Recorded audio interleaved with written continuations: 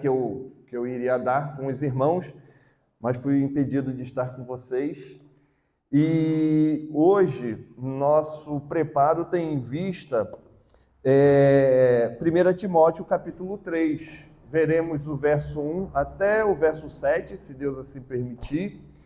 E no próximo encontro, então, finalizaremos esse capítulo.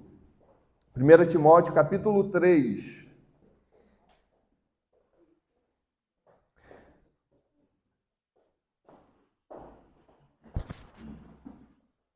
O texto aqui vai falar sobre as qualificações, né? Aquilo que é requerido dos homens da igreja. Por que eu estou dizendo dos homens? Né? Porque nós vamos ver que essas qualificações aqui que o apóstolo Paulo deixa, ela é esperada de todos os homens que compõem a congregação. Há uma frase que eu acho muito interessante, que diz que a igreja nunca é mais madura do que os seus homens. Reparem, a igreja nunca é mais madura do que os seus homens. Essa frase é do pastor Elienay Batista, um pastor da Igreja Reformada Brasileira. Eu gostaria que os irmãos guardassem essa frase. Uma vez ou outra nós voltaremos nela. A igreja nunca é mais madura do que os seus homens. Ok? Nós temos aqui um texto glorioso. Por que um texto glorioso? É um texto que vai nos direcionar, vai nos apontar, né? Vai nos conduzir nessa tarefa, né, de eleição, de escolha dos homens que compõem a igreja, dos homens que vão compor o oficialato da igreja, os homens que vão compor o conselho da igreja, os homens que vão compor a junta diaconal, né? Lembrando aí a ideia de colegiado, sempre pluralidade, tanto no presbiterato, né? São presbíteros, conselho é composto por presbíteros, nunca um presbítero, nunca um pastor, mas presbíteros. Da mesma forma, os diáconos vão compor um corpo chamado diaconal, junta diaconal, sempre pluralidade. Pastor, por que aqui teremos um presbítero, um diácono? Esse presbítero, esse diácono servirá à congregação de modelo para que mais à frente nós, né, tendo condições de organizar a igreja, tenhamos aqui não só um pastor, temos em vista aí o nosso irmão Vitor, mas também outros irmãos servindo com o Vitor no conselho da igreja, formando o conselho desta igreja e formando também a junta diaconal do serviço dessa igreja. Vamos lá. Primeira coisa que eu gostaria de fazer aqui com vocês é reparar no fluxo desse texto. É importante. Vocês vão ver por que é importante. Embora o texto comece aqui, né, do fiel é a palavra, se alguém aspira o episcopado, excelente obra almeja, ele está inserido dentro de um contexto importante para nós. Que contexto é esse? O contexto aqui tem em vista as orientações do apóstolo Paulo com relação à dinâmica da igreja, a dinâmica de culto, a dinâmica que envolve aqui o oficialato da igreja. Repare comigo, do verso 8, do capítulo 2 em diante, as orientações que Paulo traz para o jovem pastor Timóteo em relação à ordem no culto. Diz assim: quero, portanto, que os varões, varões aqui, homens, tá? Nós vamos ver no verso 9, diretrizes às mulheres. Os varões aqui são os homens. Quero, portanto, que os varões orem em todo lugar, levantando mãos santas, sem ira e sem animosidade. Homens. Da mesma sorte que as mulheres, em traje decente, se ataviem com modéstia e bom senso, não com cabeleira frisada e com ouro ou pérolas ou vestuário dispendioso, porém com boas obras. como é próprio às mulheres que professam ser piedosas. A mulher aprenda em silêncio, com toda a submissão, e não permito que a mulher ensine, nem exerça autoridade de homem.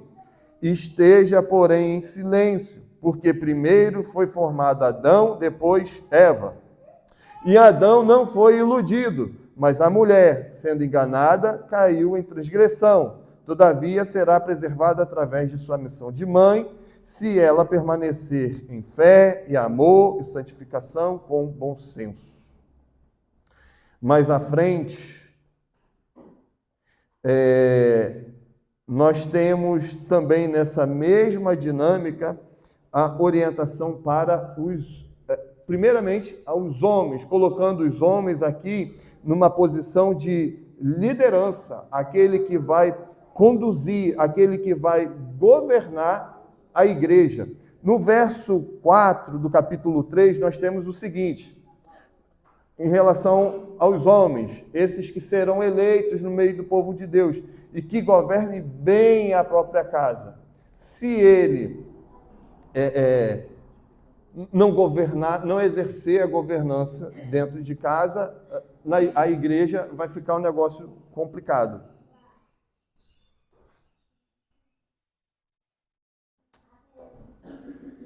O princípio que eu quero chamar a atenção aqui a vocês é a liderança, que compete primeira e exclusivamente aos homens.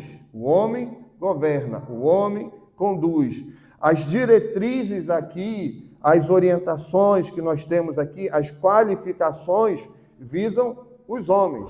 Por isso que nós não temos em nosso meio presbítera, diaconisa, porque nós entendemos, à luz das Escrituras, que a liderança da igreja, a liderança formal, compete ao homem, ao varão, não às mulheres. Se você acha isso uma radicalidade, repare aí o verso 14 e 15 do capítulo 3. Escrevo-te estas coisas, esperando ir ver-te em breve, para que, se eu tardar, fique ciente de como se deve proceder na casa de Deus, que é a igreja do Deus vivo, coluna e baluarte da verdade. As diretrizes, as orientações aqui, são orientações para que a igreja do Senhor sirva, para que a igreja do Senhor seja conduzida. É por isso, a isso aqui que o apóstolo Paulo está instruindo a igreja, ok?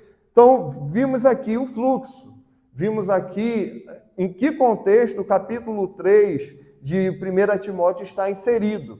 Agora nós vamos olhar para o texto propriamente dito. O texto começa dizendo o seguinte: fiel é a palavra. Se alguém aspira ao episcopado, excelente obra almeja. Fiel é a palavra. Que palavra é essa? Que palavra é essa aqui? Essa expressão, fiel é a palavra, ela vai aparecer outras vezes em Timóteo. Ela vai aparecer aqui nas Escrituras, cerca de 5 vezes. 3 vezes em Timóteo. 2 vezes em 1 Timóteo. Depois também lá em 2 Timóteo ela vai aparecer. Se você voltar comigo às Escrituras, se você voltar comigo ainda na primeira epístola de Timóteo, no capítulo 1, no verso 15, você vai ver essa expressão. Se você olhar também 1 Timóteo 4, 9, você vai ver essa mesma expressão aparecendo. 2 Timóteo 11 também aparece, e depois em Tito. Volta comigo lá no capítulo 1, verso 15. Lá no capítulo 1, verso 15, diz o seguinte: fiel é a palavra, digna de toda aceitação. Paulo está validando aquilo que ele vai dizer acerca dos oficiais, daquilo que é requerido dos oficiais à luz das Escrituras. Como quem diz, olha, o que está sendo dito tem a autoridade da palavra do Senhor. Vem do Senhor para nós. Verso 15 ainda diz assim, ó, fiel é a palavra e digna de toda aceitação. Toda ela. Que Cristo veio ao mundo. Para quê? Pode ler. Vamos lá? Que Cristo, Jesus...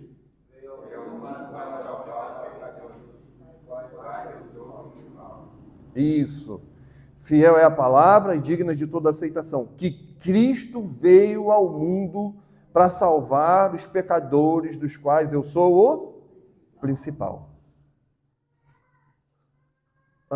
Por que isso aqui é importante? Primeiro, porque é a Escritura, é a palavra do Senhor, que serve de base para nós, né? de lente, o óculos, como nós vamos olhar para os homens, vamos mirar estes homens da nossa igreja, da nossa congregação. É espelhado pelas Escrituras Sagradas, em especial por aquilo que o apóstolo Paulo vem trazer aqui como diretrizes para que enxerguemos nesses homens, a fim de elegê-los, a fim de votarmos nele, para compor o oficialato na igreja, o oficialato da nossa congregação. É importante isso, porque um dos males do nosso tempo é a política no meio da igreja. Não só a política no mundo, né, que é um negócio conflituoso, mas muitas vezes trazemos esse conflito lá de fora para cá e procuramos eleger homens conforme a nossa conveniência. Veja, se você... isso acontece algumas vezes, né? Se alguém envolvido com a SAF vai procurar eleger alguém que defenda a causa da SAF.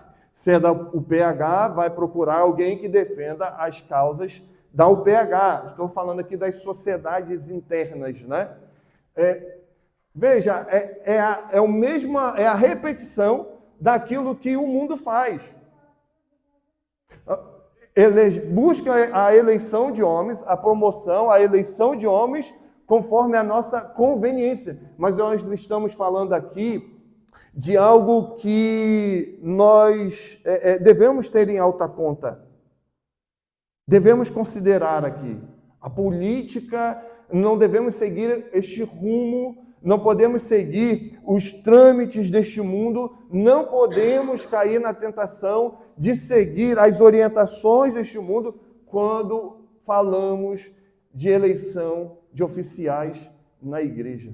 Nós precisamos pesar isso no nosso coração e na nossa alma.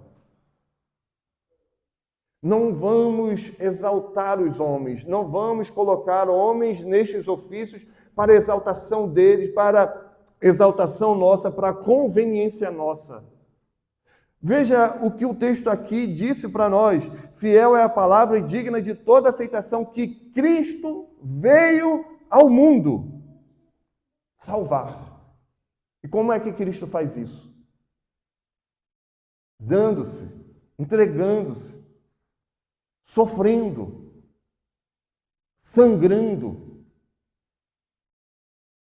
Então você, meu irmão, que deseja o episcopado, você que deseja o presbiterato, você que deseja o diaconato, saiba que há sofrimento, saiba que há lutas, saiba que há desafios em favor do povo de Deus, não de um ou de outro, não de uma sociedade interna ou de outra, mas do povo do Senhor. Você servirá a igreja, você será como o representante dessa igreja, representante deste povo,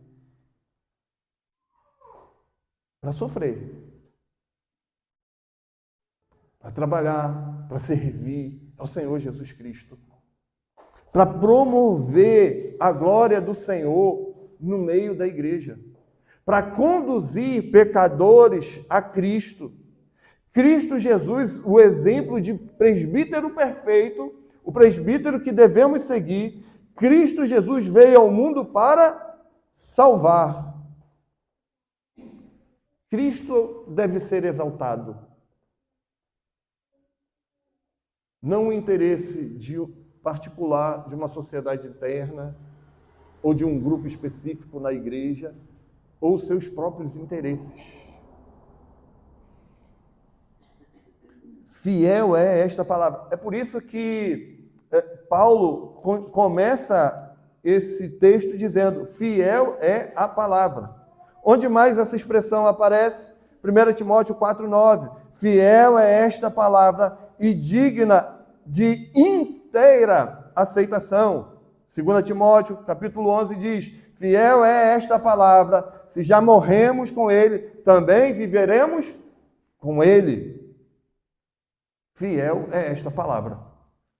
Paulo quer aqui chamar a sua atenção, em especial a atenção daqueles que desejam, aspiram o episcopado. Não há pecado em desejar,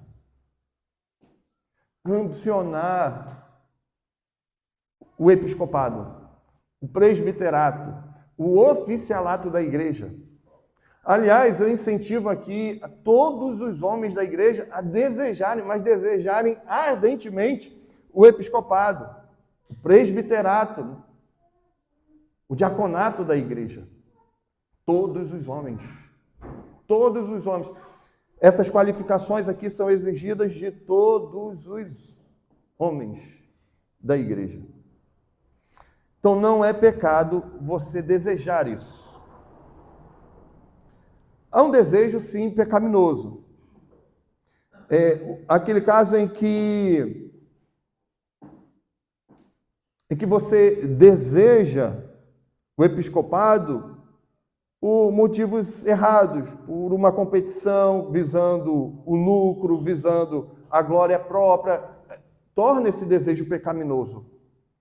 Abre aí 1 Pedro, capítulo 5, verso 14.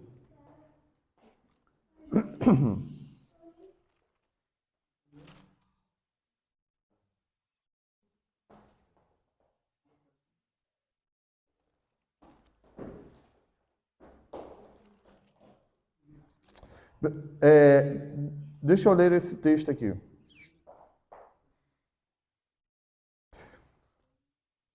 Verso 1, 1 Pedro.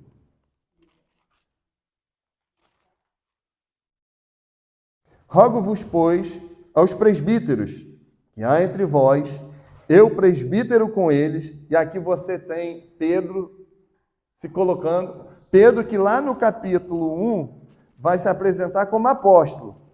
Agora ele se coloca como presbítero. Rogo, pois, aos presbíteros que há entre vós, eu, prisioneiro com eles, presbítero com eles, e testemunha dos sofrimentos de Cristo, e ainda co-participantes da glória que há de ser revelada.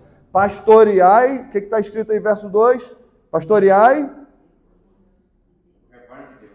Pode ler. E há entre vós, não constrangemente, mas espontaneamente, como Deus quer, nem por sorte da ganância, mas de boa vontade. Nem como dominadores dos que vos foram confiados, antes, tornando-vos o modelo do rebanho. Pode ir. Ora, logo que o Supremo Pastor se manifestar, receberás a inacessível coroa da glória. Isso. Olha aí, pastoreai o rebanho. Preste atenção a você que deseja o episcopado, presbiterato, o diaconato da igreja. Pastoreai o rebanho de Deus que há entre vós, não por constrangimento, mas espontaneamente, como Deus quer, nem por sórdida ganância, mas de boa vontade, não como dominadores dos que foram confiados, antes tornando-vos modelos do rebanho. Isso é importante porque já vi como pastor irmãos que se candidataram ao oficialato porque ele não tinha voz dentro da igreja. E talvez no oficialato, no presbiterato, alguém me escute, me dê atenção. Sórdida ganância. Interesse próprio. Quer honra. Quer a glória do ministério, do presbiterato. Esse é um desejo pecaminoso. Mal. E a igreja estará em apuros com um homem desse. Porque numa reunião de conselho, numa reunião em que teremos que tratar de vários assuntos, votar, né, sobre determinados assuntos, se este homem for contrariado, ele vai dar problema. Se a voz dele não for acatada, nós teremos um problema dentro do conselho. E ter um problema dentro do conselho é ter um problema dentro da igreja. Vai rachar a igreja, vai dividir a igreja vai sofrer. Se for eleito um homem iracundo, isso vai respingar na igreja. Se for eleito um homem ganancioso, e aí a gente pode pensar a ganância conforme este mundo, né? Um homem avarento, que vive em função do dinheiro, nós teremos problemas no meio da igreja, no conselho, na junta diaconal, porque ele vai tratar de recursos da igreja. Isso é um perigo. Esse desejo é um desejo pecaminoso. Mas nós devemos desejar, irmãos, conforme as Escrituras Sagradas, conforme as orientações que nós temos aqui. Porque esta obra é, como diz o apóstolo Paulo aqui, é uma obra excelente. Devemos desejar por isso. Desejar ao ponto de nos preparar para esta função. Não com desejos pecaminosos, mas santos, corretos, de servir a igreja, de se dar em favor da igreja. Olha, Cristo morre pela igreja. Se isso não é exigido de nós, que vivamos por ela. É o corpo de Cristo. É a noiva de Cristo. Então, esse desejar aqui pressupõe um preparo. É o camarada que estuda as Escrituras, ele ama, ele tem as Escrituras em alta conta. É um homem devoto ao Senhor Jesus Cristo, piedoso. Nós vamos ver que as pessoas não têm o que apontar dos seus defeitos. Ele é crente em casa, ele é crente na rua, ele dá bom testemunho, ele procura se preparar para o serviço do Senhor. Ele entende que essa vocação é gloriosa. Agora, há um recado aqui que a gente deve deixar, em especial para os pais, para as mães, porque nós muitas vezes nos preocupamos em garantir para os nossos filhos um futuro brilhante. Investimos na melhor escola, melhor educação, né, que tiver à nossa disposição, a gente investe, a gente procura preparar os nossos filhos para serem homens, né, de boa posição neste mundo, ou que não venha, pelo menos, passar perrengue nessa vida. Só que nós estamos falando aqui de algo glorioso. O serviço do Senhor Jesus Cristo. E nós devemos investir nos nossos filhos para este serviço. Devemos investir nos nossos filhos para serem bons diáconos, bons presbíteros, pastores da Igreja de Cristo Jesus. Homens piedosos, crentes, que temem ao Senhor, que amam ao Senhor, que desde cedo vem aprendendo a servir ao Senhor. Então, pai, mãe, prepare os filhos, invista nos filhos, para aquilo que é eterno. O serviço na igreja, o serviço do nosso Senhor e Salvador Jesus Cristo, porque esta obra é uma obra excelente. E a ideia de obra aqui pressupõe trabalho duro,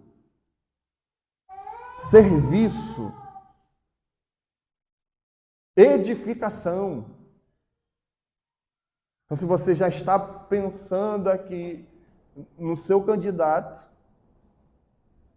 repare nele essa inclinação para o trabalho, para o serviço, para a edificação, edificação do corpo de Cristo, edificação da igreja.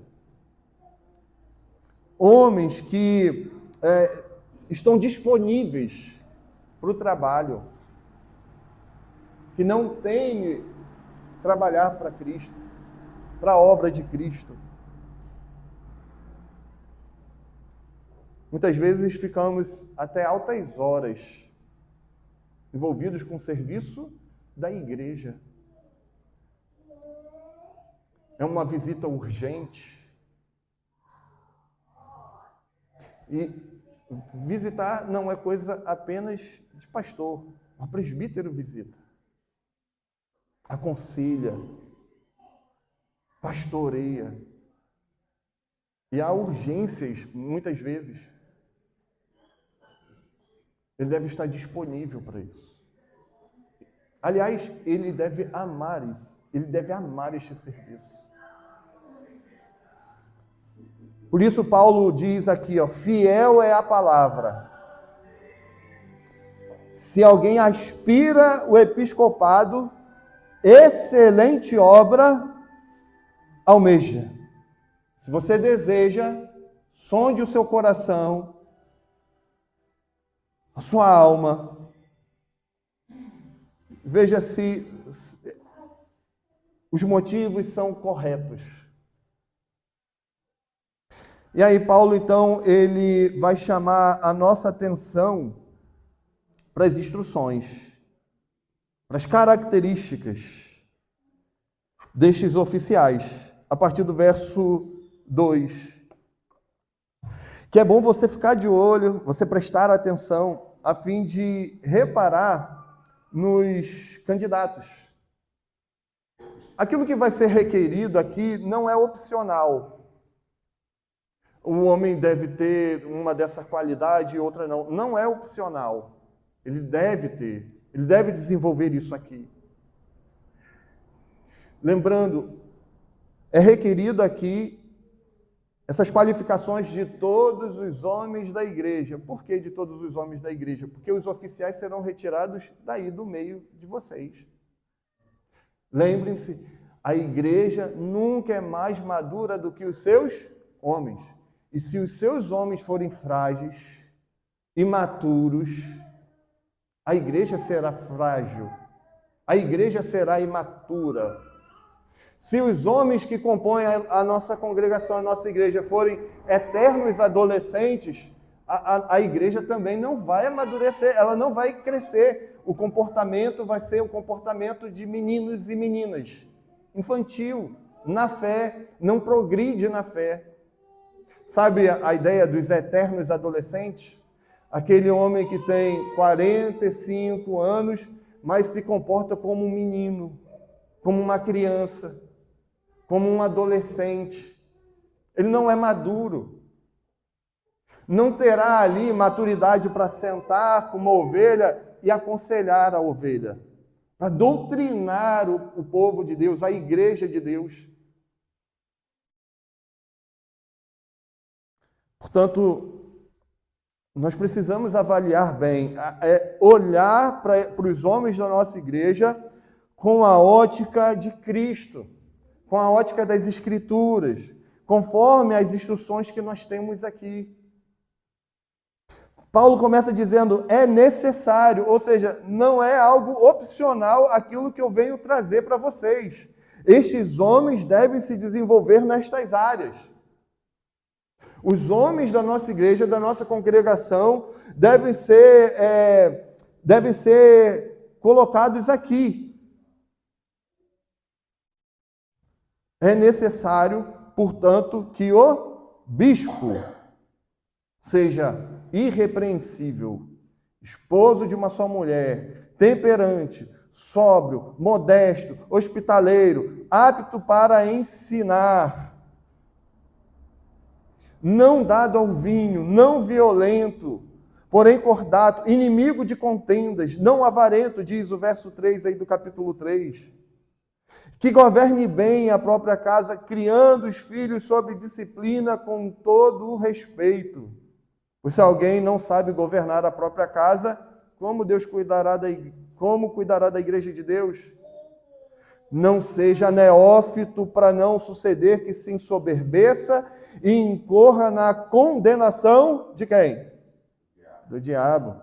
Pelo contrário, é necessário que tenha bom testemunho dos de fora, a fim de não cair no opróbrio e no laço do diabo. Repare que nessas qualificações, este homem, ele deve ter um bom testemunho dos de fora, mas também dos de dentro de casa, do lar, da igreja. Dos de fora e dos de dentro. Bom testemunho lá fora, bom testemunho aqui dentro. É necessário que o bispo seja, primeiramente, irrepreensível. E qual é a ideia de irrepreensível aqui? Quem pode dizer aí? Qual a ideia de irrepreensível? É a ideia de alguém perfeito, sem pecado. Não necessita de repreensão. Nem dos de dentro, nem dos de fora. Que não tenha quem aponte o dedo, quem o acuse de males. A palavra grega traduzida por irrepreensível refere-se a uma posição que não está exposta ao ataque, a uma vida que não esteja exposta à censura. Este homem, ele não pode ser chamado a atenção à toa, por qualquer coisa. Essa é a ideia aqui. A expressão é aplicada a alguém que tem uma vida coerente com o que prega no lar, na igreja, no trabalho, com aquilo que ele prega na sociedade. É um homem que não tem duas caras, um homem que não tem duas almas, um homem que não tem vida dupla. Ele é crente na igreja, muito crente na igreja, fervoroso, prestativo, trabalhador, mas lá fora é complicado. A vida deste homem deixa a desejar. Ele não é digno de confiança. Literalmente, a expressão aqui significa sem ter por onde pegar. Este homem, ele não pode ser acusado, ele não pode ser pego. Ele não vai servir aqui de armadilha para o povo de Deus. É interessante olhar essa expressão irrepreensível com aquilo que ele diz que o Paulo diz no verso 7. Pelo contrário, é necessário que ele tenha bom testemunho dos de fora, a fim de não cair no opróbrio e no laço do diabo. Não se tem o que dizer dele aqui dentro de casa ou lá fora. Ele é crente, ele é temente ao Senhor, ele vive uma vida piedosa. Então você que vai avaliar os candidatos para o presbiterato, para o diaconato, é necessário que este homem seja irrepreensível. Mas não só irrepreensível, é necessário que ele seja esposo de uma só mulher. E aí eu quero ouvir vocês, porque eu estou falando aqui sozinho. O que seria isso? Esposo de uma só mulher. Um de cada vez. Para não dar tumulto aqui. Fala, Vini. Está querendo falar? O que seria isso? Homem, esposo de uma só mulher. Seus olhos estejam voltados só para ela. Uhum. Porque o homem ele pode estar casado, mas ele pode ser. É aquele que. Eu não traio, mas ele não trai. Mas tem os olhos para outras, né? Também. Ele deseja uma única mulher, a dele, a esposa dele. Ele tem olhos para ela, não é para outras. Logo, isso tem outras aplicações, porque ele não é alguém que é alguém que não cai nas armadilhas da pornografia. Os olhos dele, a mente, o coração dele é tomado por uma única mulher. Ele é fiel a ela. Ele a ama. Mas tem outras aplicações. Outras aplicações.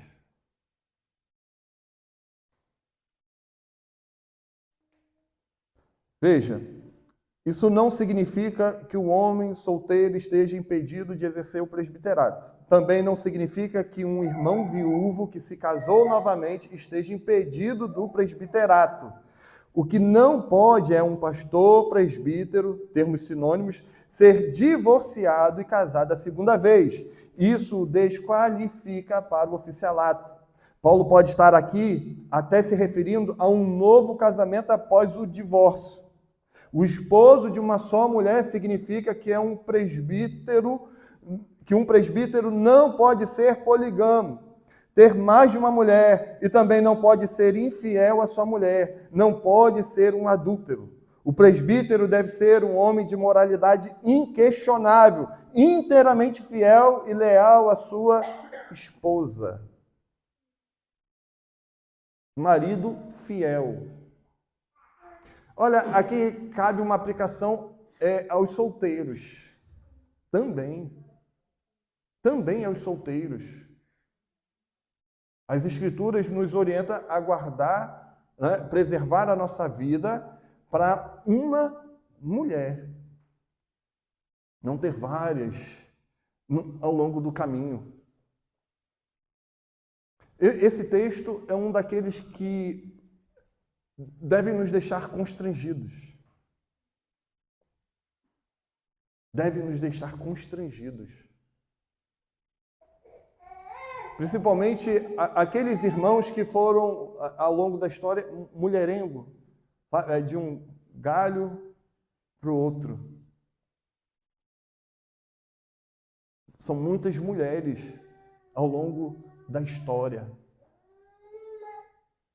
Então você, solteiro, guarde o coração, sua alma, para que ao entrar num relacionamento você tenha uma única esposa. Veja, é necessário, portanto, que o bispo seja irrepreensível, esposo de uma só mulher. Ele não teve várias mulheres. Ele casou com uma, o coração é dela, ele a honra. É o exemplo do relacionamento de Cristo com a igreja. Eu sei, a igreja ao longo dos anos, do tempo, ela fraquejou muitas vezes. Ela foi infiel.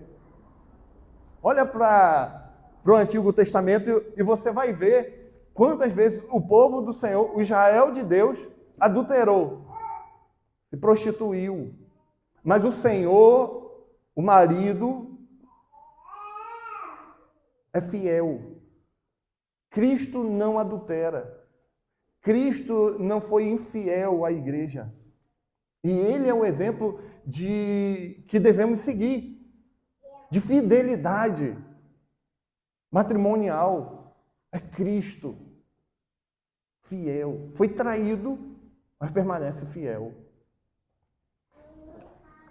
Essa expressão ela deve ser melhor explorada em nossos dias, em que há, infelizmente, muitos colegas, pastores e presbíteros que já estão no segundo, no terceiro casamento, É terrível.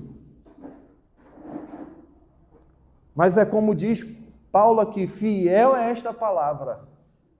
Firme é esta palavra, dê atenção a ela. Esposo de uma só mulher. Camarada, ele não teve outros casamentos. Mas diz mais, seja irrepreensível, esposo de uma só mulher, seja ele, veja aí comigo, temperante, sóbrio, modesto. Qual é a ideia aqui de temperante, sóbrio, modesto? 4 virtudes aqui relacionadas ao domínio próprio.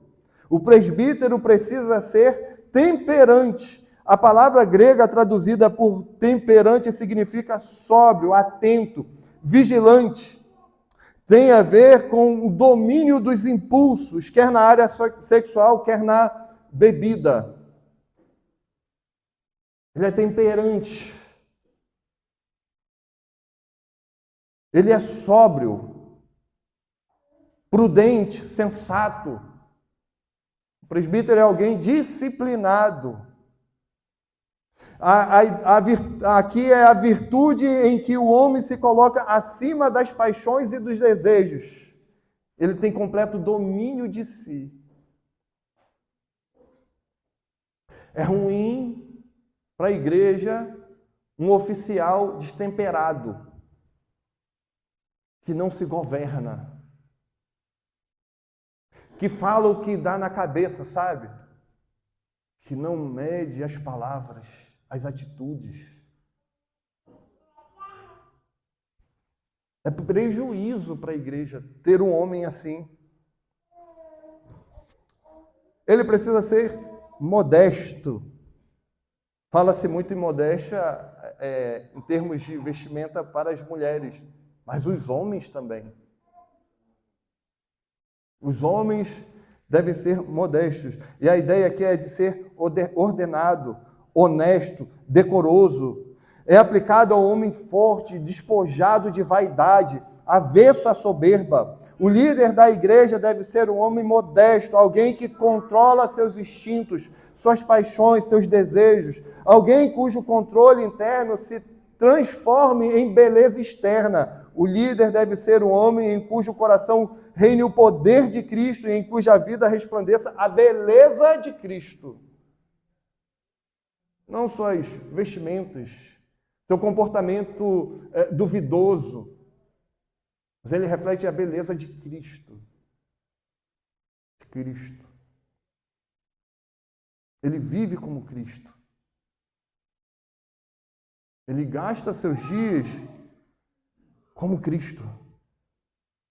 Mas o que o texto orienta aí e nos coloca como uma lente, a fim de olharmos para os homens da nossa igreja.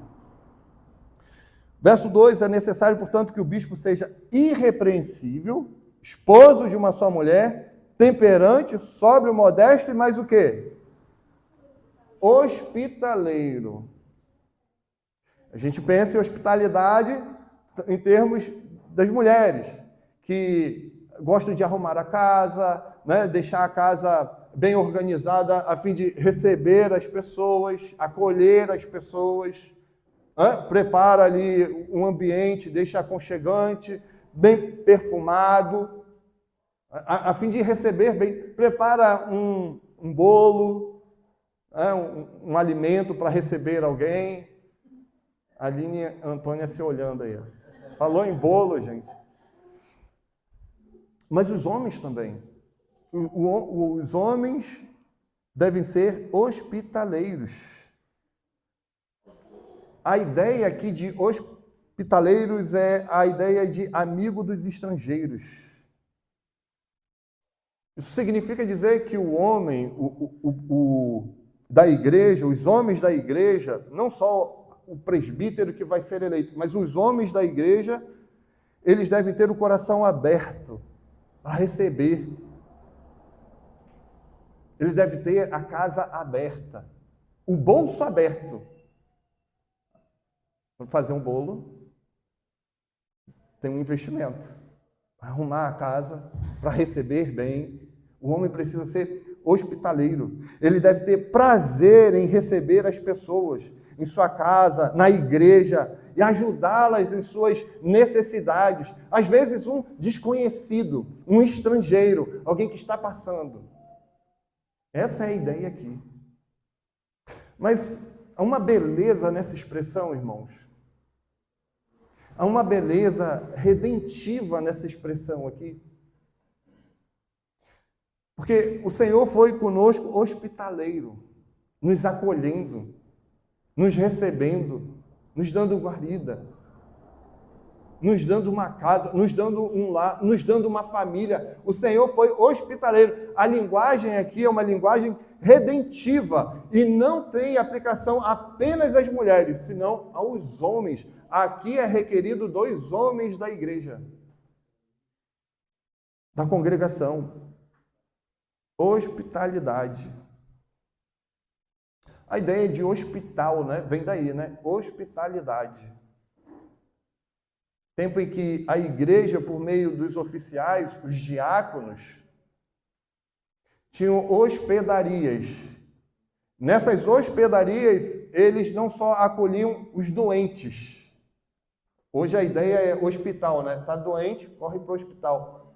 Mas sobre a administração dos diáconos, nos primeiros séculos, a igreja tinha hospedarias, recebiam os doentes, recebiam os órfãos, acolhiam as viúvas, dava para eles tratamento adequado. Para os órfãos providenciava paz, dava aos órfãos uma família. A ideia aqui é de hospitalidade. Uma virtude recomendada à igreja primitiva e recomendada também dos homens da igreja hoje. É necessário que o bispo, que o presbítero, seja também apto para quê? Ensinar. Qual é a ideia aí? A ideia aqui é a ideia pedagógica. Tem visto aqui a área pedagógica. Tem visto aqui a responsabilidade deste homem para com o desenvolvimento de seus liderados. Um presbítero precisa estar apto para ensinar. É requerido dele que ele ensine. Talvez aqui seja mais específico aqueles que vão compor o conselho da igreja, que serão os pastores da igreja. No entanto, numa medida, isso é requerido também de todos os homens. Eu preciso lembrá-los, você, homem, é pastor da sua casa. O pastor primeiro da sua esposa. Tá aí, quem é? É o Vinícius. É com ele que as suas dúvidas devem ser sanadas. Ele precisa de uma habilidade nas Escrituras para conduzi-la, para conduzir os seus filhos a Cristo por meio da palavra. Ele é um pastor em casa. E se ele entender isso, ainda que não exerça o oficialato, né, em termos mesmo de oficialato, se ele não exercer, mas exercer o ensino em casa, isso vai redundar em grande bênção. Para aqueles que estão administrando a casa do Senhor, a igreja de Deus, os presbíteros, vai ser bênção, porque alivia o fardo, a carga, o peso dos oficiais da igreja. O termo aqui, apto para ensinar, mostra que esse homem, ele precisa ter compromisso com a palavra. Abre aí Atos 20, verso 20.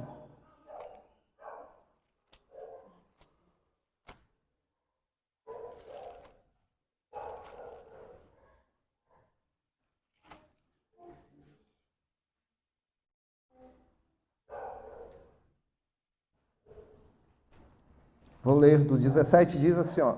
De Mileto mandou a Éfeso chamar os presbíteros da igreja. E quando se encontraram com ele, disse-lhes: vós bem sabeis como foi que me conduzi entre vós em todo o tempo, desde o primeiro dia em que entrei na Ásia, servindo ao Senhor com toda humildade, lágrimas e provações que pelas ciladas dos judeus me sobrevieram, jamais deixando de vos anunciar, ensinar coisa alguma proveitosa, e de vos ensinar publicamente, e também de casa em casa. O presbítero, ele não só é alguém apto para ensinar na igreja, mas ele vai discipular o povo de casa em casa. Deus foi muito generoso comigo, enquanto presbítero da igreja. Presbítero docente, lembra da diferença? Presbítero docente, aquele que é responsável pelo ensino, né, da igreja, tudo passa por ele. Aquilo que diz respeito ao ensino é a ênfase do ministério dele, o presbítero docente. Essa é a ênfase do ministério dele. Tudo o que diz respeito ao ensino, a música, as aulas com as crianças, tudo é competência do docente. Mas há o presbítero também regente, que conduz, que governa. A ênfase do ministério dele é esta: governar a igreja. Mas é ênfase. Ele também deve estar apto para ensinar. E que bênção, que generosidade do Senhor comigo. Porque na igreja eu tenho um presbítero que, se eu precisar, ele vai nas casas, ele ensina. Ele ensina, porque se preparou para isso. O presbítero Michel. Se eu não puder atender uma demanda urgente que exija de mim aconselhamento bíblico, eu sei que eu terei um irmão preparado para aconselhar o povo de Deus. Com o quê? Com as Escrituras. Ensino. Ensino. De casa em casa. Na igreja, de casa em casa. O presbítero é alguém que se afadiga nas Escrituras. Ele é um estudioso. Ele se esmera no estudo, ele se esmera no ensino. Mas é necessário mais. É necessário que o presbítero não seja dado ao vinho, não violento, porém cordato, inimigo de contendas, não avarento. Veja, não dado ao vinho. Ele precisa ser, nessa área, controlado. Ele precisa exercer domínio. Ele não pode ser um beberrão. Eu tive um professor do seminário, o reverendo Eli Gonçalves, ele me chamava de Manhães. Manhães, vem cá. 3 orientações para você. Fuja das barras. Tem 3 barras que você precisa evitar, como ministro do Evangelho. Quais são, Vinícius? Jael. Barra da saia.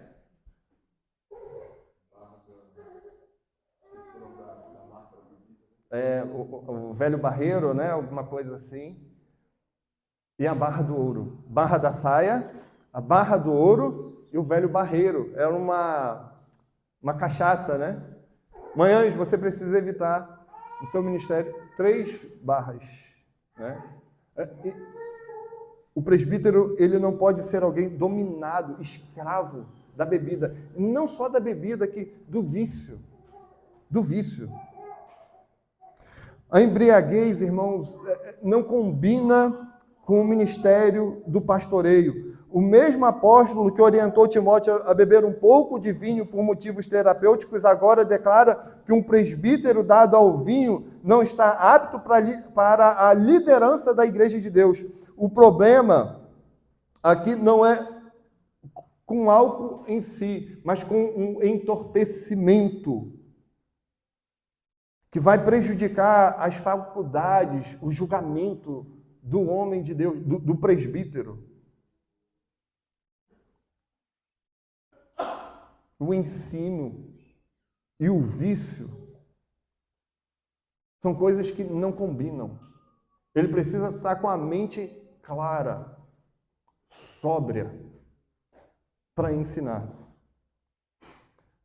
Eram proibidos que os reis se embriagassem. Provérbios 31, verso 4, vai dizer isso para nós. Quem pode abrir aí? Vamos lá nesse texto, rapidinho. Provérbios 31, verso 4.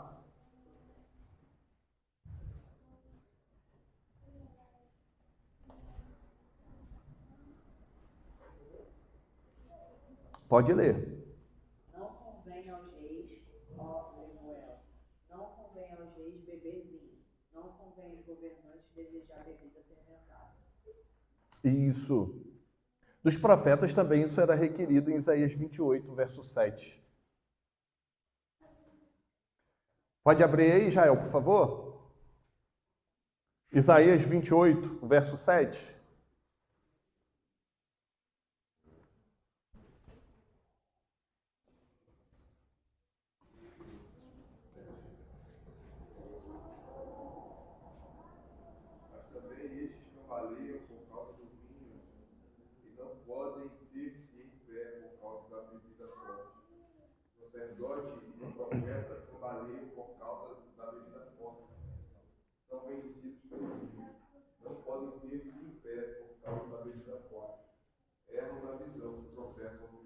Erram na visão, tropeçam no juízo.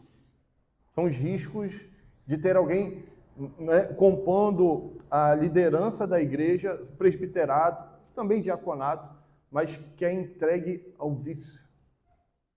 Ele vai conduzir a igreja por linhas tortas, né? Não é com retidão. Assim, o embriagado não caminha reto. Ele tropeça, ele cai, se desvia do caminho. Alguns esquecem até o caminho de casa. Imagine alguém assim conduzindo a casa do Senhor, a igreja de Deus, o povo de Deus. Mas é necessário também que o bispo, né, que o presbítero não seja violento. E a palavra aqui, violento, significa golpeador. Um presbítero é um pastor que busca as ovelhas para apacentá-las, não para golpear as ovelhas. Um presbítero não pode agredir as pessoas com palavras. Ele não pode agredir as pessoas com atitudes. Não pode ser rude com as ovelhas. Ele é alguém que atrai as pessoas por sua doçura, por sua graça, também com firmeza, mas não é alguém pronto para golpear as pessoas. A pessoa violenta agride. A pessoa violenta humilha a outra, machuca os outros. E isso não combina com o ministério pastoral. Não combina.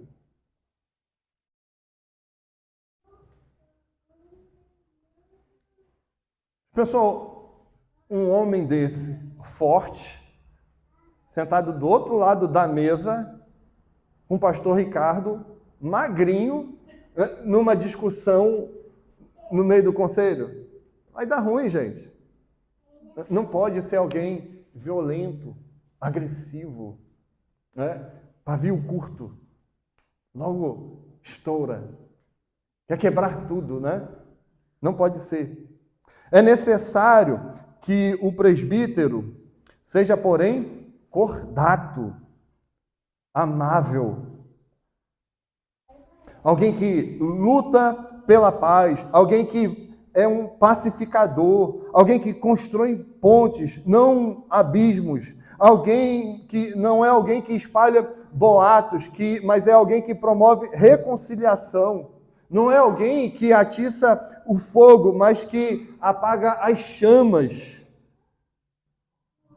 É alguém que está pronto para perdoar os erros dos outros. Essa é a ideia por detrás aqui de cordato.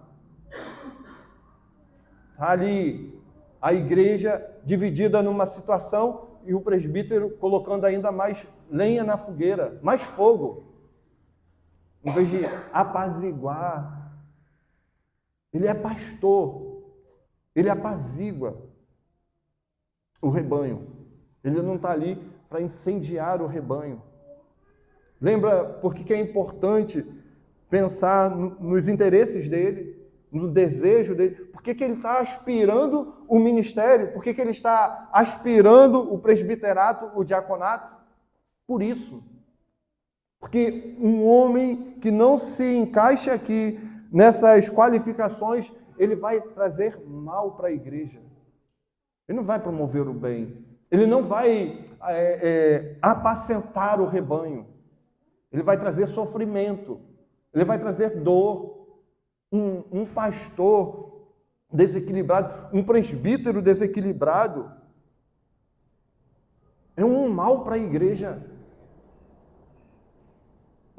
Se um homem nesse perfil já causa um dano terrível para a igreja, imagine ocupando o posto de liderança. É necessário que ele seja inimigo de contendas. Inimigo de contendas. Ou seja, não tenha inclinação para lutas.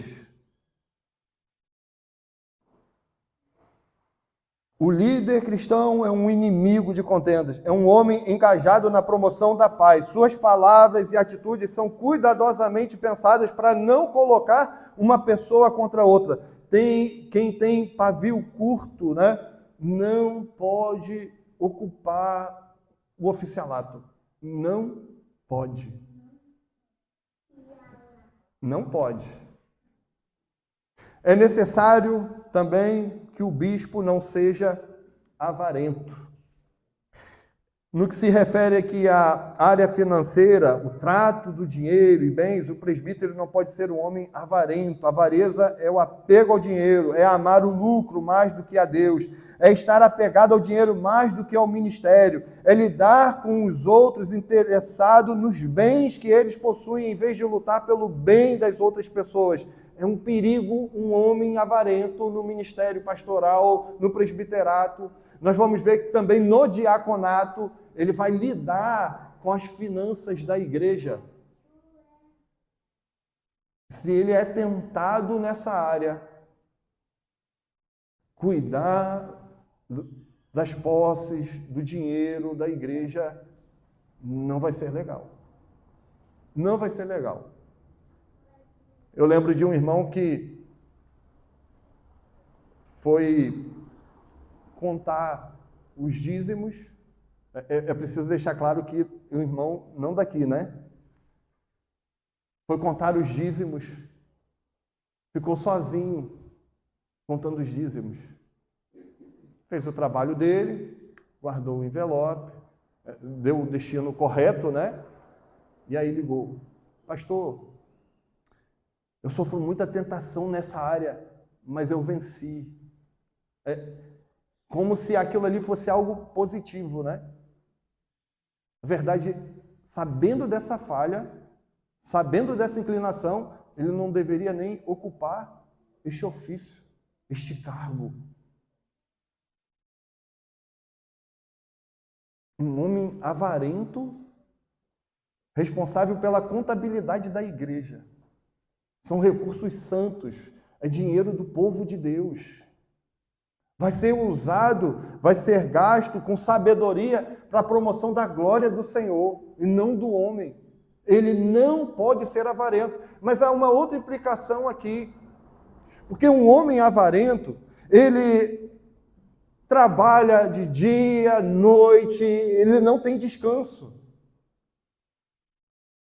Ele está tomado pelo amor ao mundo, às coisas deste mundo, aquilo que é material, financeiro é o Deus dele, governa a vida dele. Ele não vai ter tempo para o serviço da igreja, ele vai trazer prejuízos. Não pode ser avarento. É necessário que o bispo, repare aí, governe bem.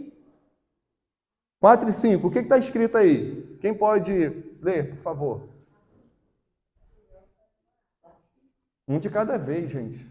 Governe bem a própria casa, criando os filhos sob disciplina, com todo respeito. Pois se alguém não sabe governar a própria casa, como cuidará da igreja de Deus? Qual é o primeiro rebanho dele? Pedrinho, pega água para o pai, por favor. Qual é o primeiro rebanho dele? Família. O lar. A casa. E se ele fracassa em cuidar da casa, ele está desqualificado para cuidar da casa de Deus. Se ele não cuida desse rebanho, não é da casa do Senhor que ele vai cuidar. Se ele não cria os filhos no temor do Senhor, ele não é capaz de exortar os filhos dos demais crentes. Se os próprios filhos não lhe obedecem nem o respeito, dificilmente a sua igreja lhe obedecerá, dificilmente a igreja respeitará este homem. Ele precisa governar bem a sua casa, o seu lar. Alguém diz o seguinte: o pastor é chamado a exercer liderança em duas famílias, a dele e a de Deus. O presbítero é chamado a exercer liderança em duas famílias, a dele mesmo, no cuidado com sua esposa, no cuidado com seus filhos e com o povo de Deus. É necessário que o bispo não seja neófito, para não suceder que se ensoberbeça e incorra na condenação do diabo, diz o apóstolo Paulo aí. O que é um neófito? O que é um neófito? Um novo na fé. Vinícius escondendo minha água aqui, ó. Um novo na fé, noviço. A ideia aqui é de imaturo na fé. Por que isso? Por que essa direção que o apóstolo Paulo traz aqui? É porque o presbítero precisa ser alguém sólido. Alguém que seja firme na doutrina. Alguém que seja experimentado na vida, na fé. Alguém que, submetido aos testes, foi aprovado.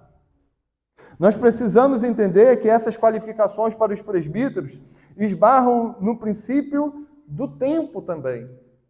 Ele amadureceu na fé. Ele cresceu na fé. Ele não é um noviço. Portanto, é preciso tempo. Tempo para que o homem amadureça na fé. Isso leva tempo. Para que ele desenvolva aquelas qualidades necessárias para um oficial da igreja.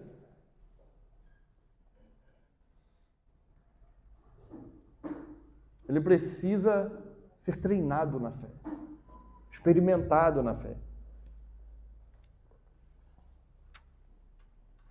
Não pode ser alguém que chegou na teologia através da internet e caiu de quedas na igreja. Mas é alguém que tem a validação do tempo.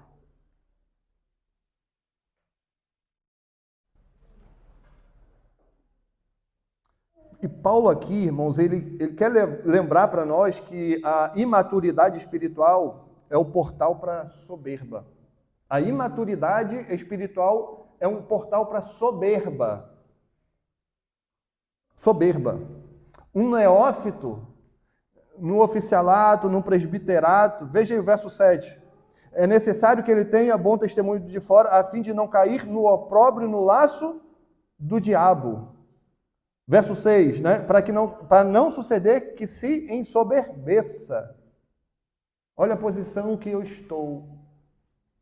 Olha onde eu fui colocado.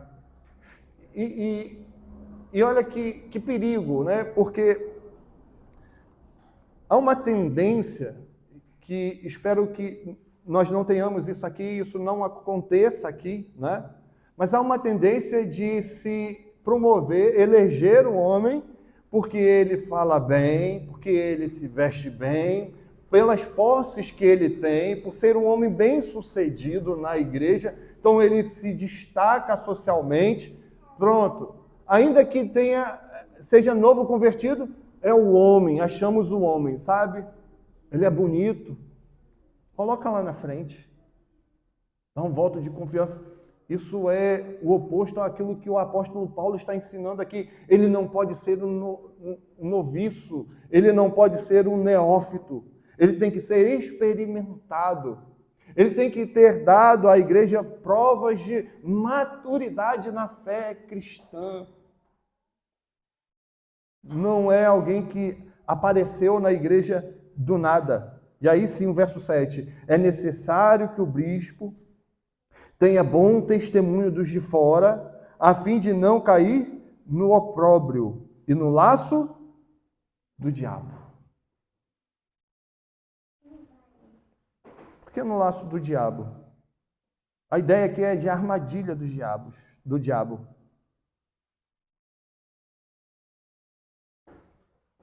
Porque um mau líder, um homem inadequado, desqualificado para o ofício, ele vai cair, ele vai ceder às investidas de Satanás. Ele vai trazer sérios prejuízos à igreja de Cristo. No fundo, ele vai desmerecer a igreja de Cristo.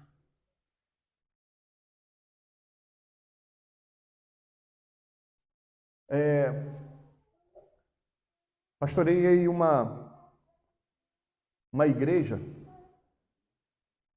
em que tinha um membro muito conhecido no bairro. E esse membro era o presbítero da igreja. E aí, como pastor, apresentando, né, o contexto lá, a comunidade, né, o bairro onde a igreja estava inserida, indo de porta em porta, a pergunta das pessoas era: é a igreja do fulano de tal? É a igreja do fulano? É a igreja do cicrano? É a igreja do presbítero tal? É sim. Eu não vou. Eu não piso lá. Ele não é crente. É alguém que está desmerecendo a igreja de Cristo. É alguém que está trazendo prejuízo à obra de Cristo. Ele está a serviço de Satanás. Ele está trabalhando contra a igreja. Ele não entendeu que aquela obra é a obra excelente. Ele desejou o episcopado por meios errados, para autopromoção, para subjugar o povo, a serviço do diabo. Então, meu irmão, minha irmã, como diz Paulo, fiel é a palavra. Se alguém aspira o episcopado, excelente obra almeja. Ore sobre esse texto, como nós pedimos no áudio enviado. Ore sobre esse texto, a fim de que o Senhor coloque essas lentes nos seus olhos para olhar, para discernir aqueles que serão eleitos, votados, apontados por você para este ofício. Porque ele é glorioso. Ele narra para este mundo uma verdade gloriosa. A verdade de que Cristo é o cabeça da igreja. E nós somos apenas trabalhadores a serviço do dono. Mas também eu quero convidar você a olhar para Cristo. A olhar para o presbítero da nossa alma. A olhar para o nosso presbítero maior.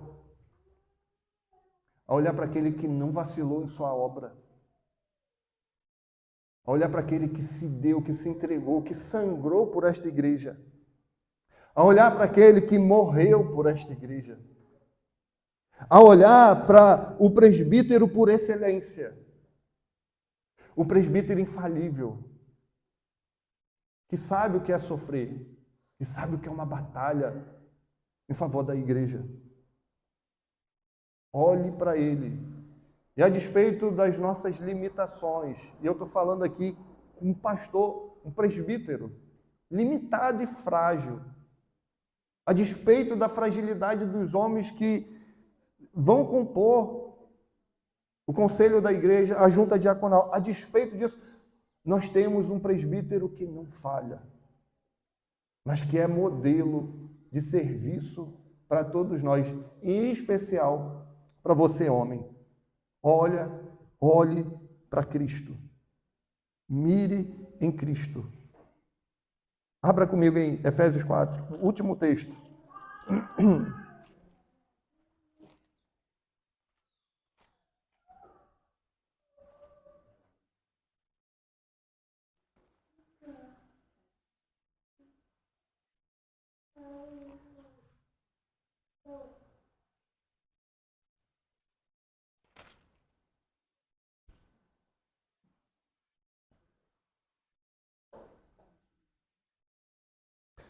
Verso 7 diz assim: e a graça foi concedida a cada um de nós segundo a proporção do dom de Cristo.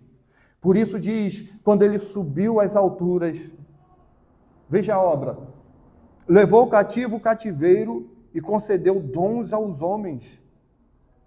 Ora, que quer dizer subiu, senão também que havia descido até as regiões inferiores da terra.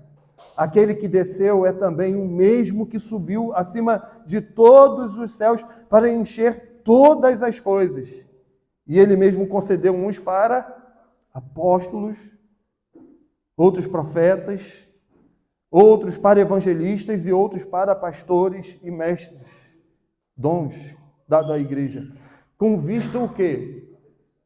Com vista ao aperfeiçoamento dos santos para o desempenho do seu serviço, para a edificação do corpo de Cristo, eis o nosso trabalho, até que todos cheguemos à unidade da fé e do pleno conhecimento do Filho de Deus, a perfeita varonilidade, à medida da estatura, da plenitude de Cristo, para que não mais sejamos como meninos agitados de um lado para o outro e levados ao redor por todo o vento de doutrina, pela artimanha dos homens, pela astúcia com quem induzem o erro, mas seguindo a verdade em amor, cresçamos em tudo naquele que é a cabeça, Cristo, de quem todo o corpo bem ajustado, consolidado pelo auxílio de toda a junta, segundo a justa cooperação de cada parte, efetua o seu próprio aumento para edificação de si mesmo em amor, espelhado em quem? Naquele que é a perfeita varonilidade, o exemplo de homem, de presbítero, de diácono a ser servido por nós. Cristo Jesus, o espelho. Vamos orar? Um irmão, por favor.